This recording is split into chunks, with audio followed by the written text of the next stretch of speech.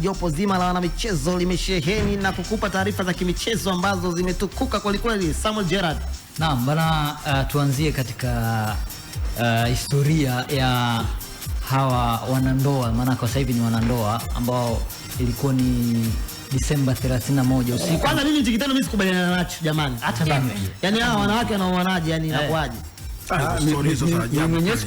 Kwanza umesikia, kwanza kabla ya story yenyewe haijaanza, sisi kama taifa hatukubaliani na hicho kitu, kama tamaduni zetu hazikubaliani. Na pengine kama nikuelezea kwa namna ambavyo kuambia hiki sio kitu kizuri. Kabisa. Inakaa kama taarifa ambayo haina tija kwa taifa, wala kwa dada zetu na kizazi chetu. Twende. Na tutaki mfanye. Ni muhimu sana. Ndio. Ilikuwa ni Disemba 31 huko London. Wanandoa hao ambao ni wanasoka, mmoja anakipiga katika klabu ya Chelsea, anaitwa Samantha Kelly. Huyu ni mwanadada ambaye ni mshambuliaji katika timu hiyo. Utaifa wake ni Australia. Lakini pia huyu sasa ni mume kwa maana ya wao walivyotaka. Lakini kwa mke ambaye alimuoa katika siku ya harusi alivalia shela, alikuwa ni mwanadada ambaye anaitwa Christie Anne Mewis, mtoto wa mzee Mewis ambaye kiasili yeye ni Marekani, anayekipiga katika klabu ya West Ham United ya pale London.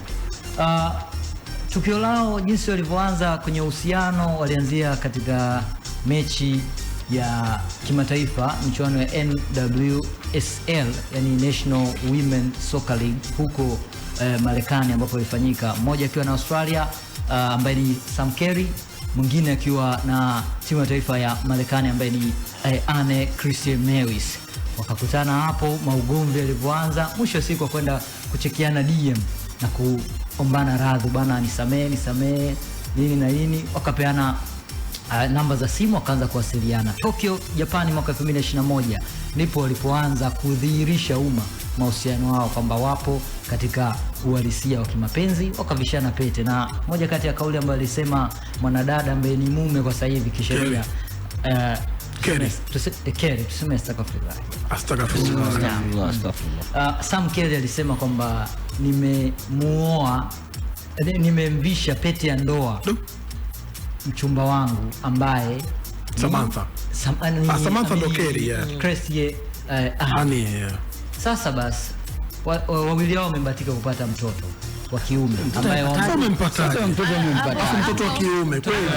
Hapo hebu ngoja malizia kwanza, tukatoka kwenye mtoto wa kiume ambao kwa faida wanani hapo tunaona kwenye TV ambao wanamlea mtoto wa kiume huyo anaitwa Jaga ama Jeka Mewis Kelly. Anasimama jina la mzazi wa kiume wa upande wa kike na jina la mzazi wa kiume wa upande wa kiume, yani Mewis na Kelly. Jaga Mewis Kelly alipandikizwa mimba binti ama bibie ama mwanadada anakipiga West Ham United ya wanawake, Mewis Anne, kupitia mifumo ya kibiolojiko sayansi. Sasa Kelly mifumo ya kiume kaipata hizo mbegu kasitoa wapi Kelly?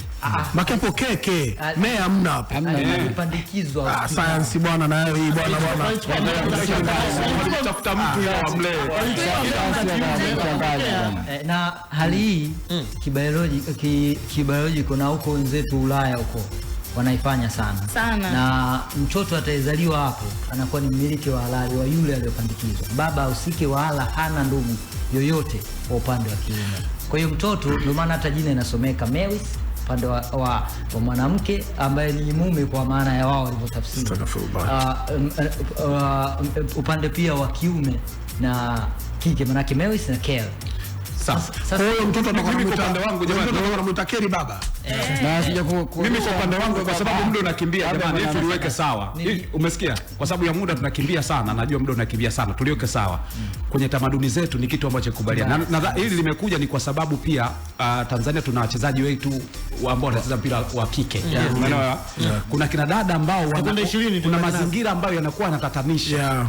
Hebu wazazi tujifunze kukemea hivi. Ukiwaona mazingira haya. Niliona pia kuna namna yote ya kuvizuia hata kuwakemea. Niliona pia yule mchezaji unakuta mtoto wa kike kavaa kama mwanaume, kama mwanana, zepu kama mwanaume. Hebu wazazi wakemee hivi.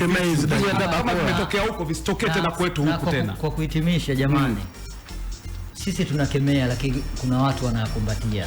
Wazazi wawili wa hawa wanasoka wote walikuwepo kwa siku ya ndoa, walitoa baraka zao. Au kwa kamata na piga hata bakora. Hamna, ukifanya hiyo ukisema hivyo unakosea kutokana na nini? Kila taifa lina sheria zake na kanuni zake.